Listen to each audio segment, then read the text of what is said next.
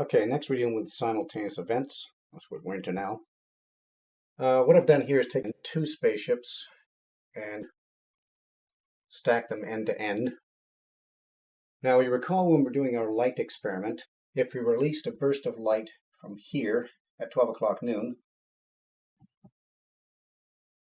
the light would reach the opposite end of the spaceship when that clock said 12 o'clock noon plus 1 second.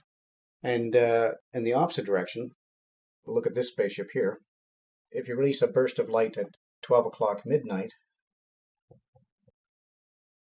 the light would reach the opposite end when that clock said 12 o'clock midnight plus 1 second. But we'll change it to 12 o'clock noon, and so the light would reach this other clock when the clock said 12 o'clock noon plus 1 second. So even though this clock is ahead of this one by 0.866, and this one is lagging behind the middle clock by 0.866, thus the total difference between the two is 1.732. If you have someone at the middle here, Mr. Observer, he would see the two bursts of light, boom, boom, reach him at the exact same time. So if he has mirrors at a 45-degree angle, such that the light comes, bounces off the mirror, goes directly to his eyes, and maybe he has binoculars, he would see both flashes simultaneously from his point of view. So even though they're 1.732 seconds apart, by the time the light reaches him in the middle, it reaches him at the exact same time from both ends. That also means, recall that I said that everything seems to be the same. No matter how fast you're moving, everything seems to be the same. That means if they backed off and were actually at rest in space, so there's no offset between the clocks, again, these would now become absolutely simultaneous events, firing, two flashes at the same time and the light reaching the center. But again, even if you start moving across space, even though they're no longer simultaneous, the light will still reach you at the exact same time. So now other people passing by here at different velocities, different than the 260, a variety, let's say, they would all measure the time between the time period, that gap between the flash here and the flash here, as different timings, different gaps between. Some almost no gap at all, others, close to 1.732, or if they're actually at rest in space, they would measure the 1.732. But just because everybody's measuring it differently doesn't mean there's no absolute event occurring. The absolute event is this time difference between the two when looking at the big picture. But again, just because you can't determine whether you're seeing an absolute event or not doesn't mean that no such a thing exists, because all these different observers would also measure the length of this as different lengths, because their rulers are all of different lengths. But that doesn't necessarily mean there is no absolute length, because they're all measuring something differently. And to measure something differently, you have to have a something to be measuring differently. So in other words, you need the absolute. An absolute has to exist such that you can measure things differently. So again, if you can't determine if something is absolute rest, to say that there's no such thing as absolute rest would be only something said by someone who has a very poor IQ, let's put it that way.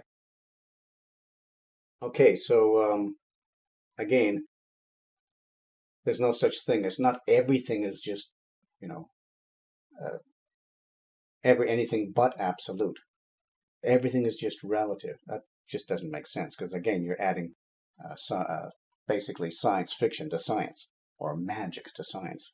Okay, next we'll go one step further and go back to the bullets, only this time we're going to convert the bullets into spaceships. At the middle here, we'll convert that into a space station, and these will basically just be tracks to send our spaceships down. We don't want to lose these new prototype spaceships, so we just put them on a track, send them down, and then they come back. So here's your original bullet, but we're converting it into a spaceship. And it's going to go all the way down to the end, turn around,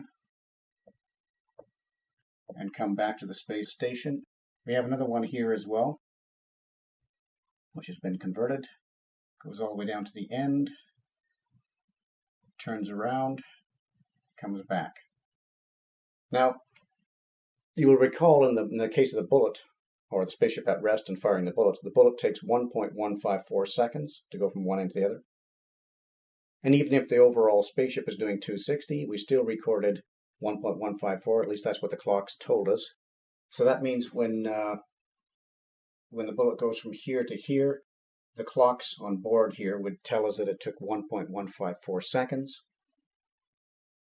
Since we're doing a round trip here and back, that means that the observers in the middle here would observe a total round trip time period of 1.154 times 2, which equals 2.308 seconds.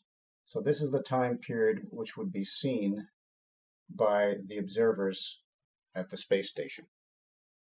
However, again, going back to our bullet and spaceship here, when you send the bullet across, the bullet is moving 260,000 kilometers per second, and if you use a time dilation equation, that tells you that the bullet is moving through time at half speed. That means when you convert that bullet into a spaceship which has passengers, those passengers would be going across space, across time at half speed. And everything seems to be the same here, right? So therefore, from their point of view on board the spaceship, they would experience half of this. In other words, they would experience a total of 1.154 seconds for the round trip.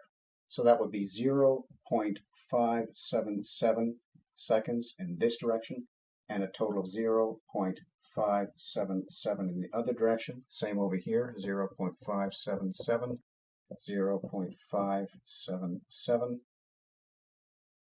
Now, the spaceship and the tracks are moving at 260. So when this guy, he wants to go 260, right? So what actually happens is he accelerates or deaccelerates all the way down to zero velocity. And now the spaceship does all the moving. He stays at rest. So whatever time he would experience is the same as an external observer who's at rest in space as well would also experience.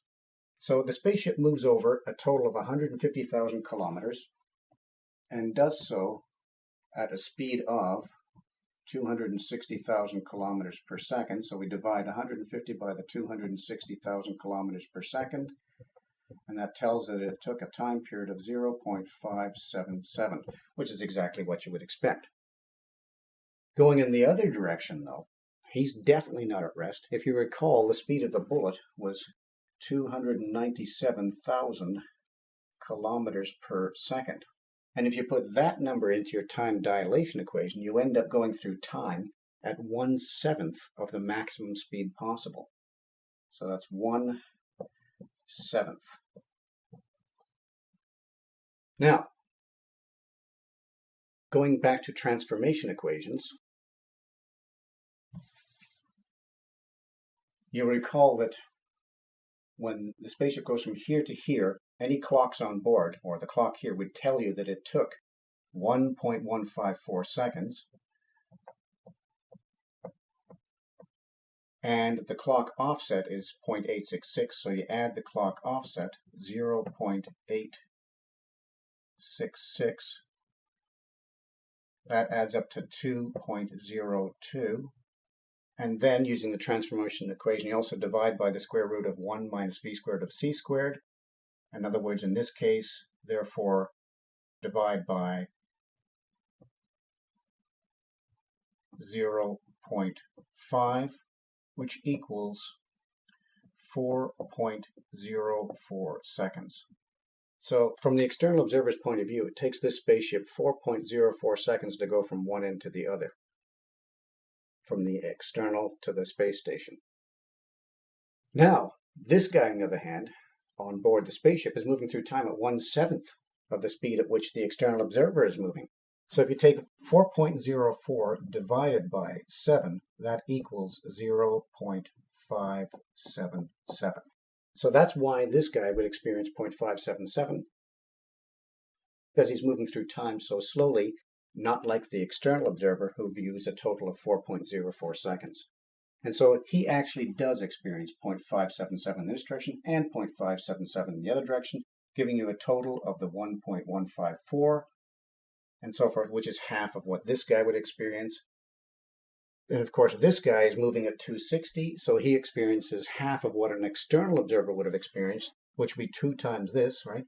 Which is roughly 4.62 seconds, which makes sense because to an external observer, this time period is 0.577. This time period is 4.04. So if you add those two, what you get is your 4.62. Twice this. 4.04 plus the other one gives you the 4.62, which is this times 2. So everything works out. So there's nothing mysterious about this. But in the world of physics, they tended to think that everything was just relative for a while there. And so they came up with this thing called the twin paradox.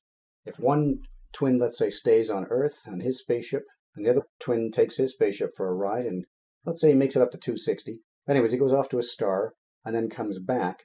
Well, when everything seems to be relative, when he's moving quickly, it looks like this guy's clocks are ticking slowly. But from his point of view, it looks like this guy's clocks are ticking slowly. So the two should cancel out such that by the time he comes back, they both will have aged an equal amount. But of course, this is not the case. And in my example here, I have triplets. I have 1, 2, and 3. One at the space station, one in the spaceship, and another one in the spaceship. And when they take off and come back, you could think of this as going off to a star over here and coming back, while he just stays put where he is. He hasn't accelerated or deaccelerated. And they end up aging half as much as he does. And so forth. So there's no paradox or anything there. It's quite simple if you're looking at the big picture and understanding exactly what's occurring. But there is another thing here where everything seems to be relative. This guy is accelerating, and so when he does so, he accelerates from 260 up to 297,000 kilometers per second. So you get squished into the chair when you accelerate. But so does this guy, even though he's deaccelerating. You'd think if he's deaccelerating, he'd fall forward, but notice the spaceship is pointing in the opposite direction. So instead of falling forward, he's being squished into the chair. So it feels like acceleration from his point of view, even though it's deacceleration. So in this case, you can't tell the difference between deacceleration and acceleration. So, so overall, it's a little bit confusing. So when you think of the differences, though, it's quite extraordinary. For instance, if you think of